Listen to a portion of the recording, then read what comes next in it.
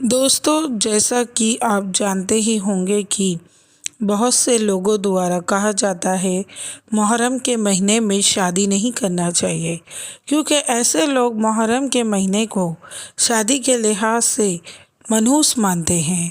ان کا کہنا ہے کہ اگر محرم میں شادی کریں گے تو شادی کامیاب نہیں ہوگی۔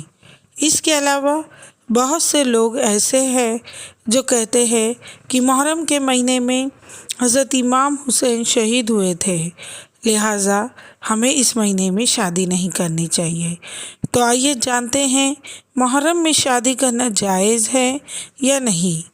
پوری جانکاری آسانی سے ہم آپ کو بتا رہے ہیں کہ کیا محرم میں شادیاں کر سکتے ہیں۔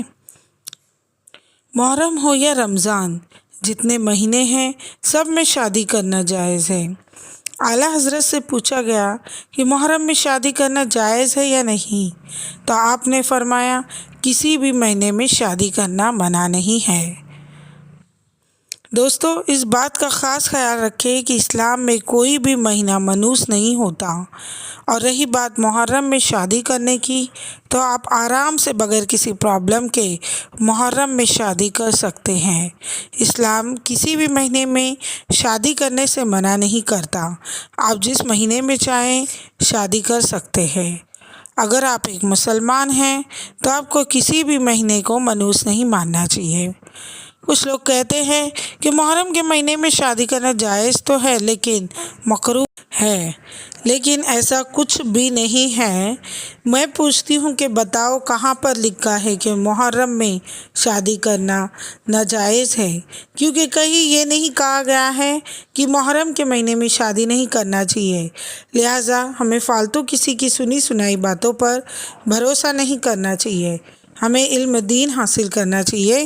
جس چیز کے بارے میں جانکاری نہ ہو اس کے بارے میں کسی جاہل یا کم پڑھے لکھے سے پوچھنے کی بجائے کسی عالم سے پوچھے جو اسلام کے بارے میں جانکاری رکھتا ہو، ورنہ آپ ایسے ہی گمراہ ہوتے رہیں گے۔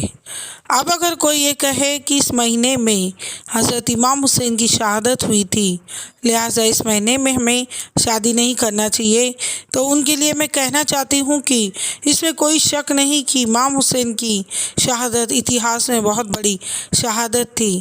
ہم اس دن کو کبھی بھلا نہیں سکتے، لیکن اس وجہ سے شادی کو حرام کر دینا اور اس مہینے کو شادی کے لحاظ سے منحوس سمجھنا، یہ کہیں سے بھی ٹھیک نہیں ہے، کیونکہ ہماری شریعت میں سالانہ برسی آدی کے موقع پر ماتم یا غم منانے کی اجازت نہیں ہے۔ اب جب سالانہ برسی یا غم منانے کی اجازت نہیں ہے تو ایسے موقع پر شادی نکاح کیوں حرام ہو جائے گا؟ اور بات جہاں تک حضرت امام حسین کی شہادت کی ہے، تو ایسے بہت سے مہینے ہیں جس میں بہت سی عظیم ہستی کی وفات اور شہادت ہوئی ہے۔ اگر ہم ہر مہینے میں غم منانے لگ جائیں تو ہمارے لیے خوشی کا کوئی مہینہ بچ ہی نہیں پائے گا۔ جو محرم کے مہینے میں شادی کو حرام مانتے ہیں یا مکروہ مانتے ہیں، ان سے میں پوچھنا چاہتی ہوں کہ آپ ربیع الاول میں شادی کیوں کرتے ہوں؟ اس دن تو ہمارے پیارے آقا حضرت محمد صلی اللہ علیہ وسلم کی وفات ہوئی تھی۔ اگر ہم غم مناتے تو اس سے بڑا غم ہمارے لیے کیا ہو سکتا ہے؟ لیکن پھر بھی ربیع الاول میں ہمیں خوشی کیوں مناتے ہیں؟ ہم اس مہینے میں شادیاں کیوں کرتے ہیں؟ اس کے ساتھ ہی سفر کے مہینے میں امام حسن علیہ السلام کی شہادت ہوئی تھی، تو اس حساب سے تو ربیع الاول اور سفر کے مہینے میں بھی شادی نہیں کرنا چاہیے۔ سفر کا مہینہ محرم کے بعد شروع ہوتا ہے۔ ایسے بہت سے مہینے ہیں جس میں یا تو کسی کی وفات ہوئی ہے یا کسی کی شہادت ہوئی ہے، تو پھر کیا ہم شادی ہی نہ کریں؟ امید ہے یہ جانکاری آپ کو پسند آ گئی ہوگی، اور آپ کا کوئی سوال یا کوئی مشورہ ہے تو آپ ہمیں کمنٹ کر کے بتا سکتے ہیں۔ تب تک کے لیے ہمیں اپنے پرخلوص دعاؤں میں یاد رکھیے گا، اپنا بہت سارا خیال رکھیے گا۔ وآخر الدعوانا ان الحمد للہ رب العالمین۔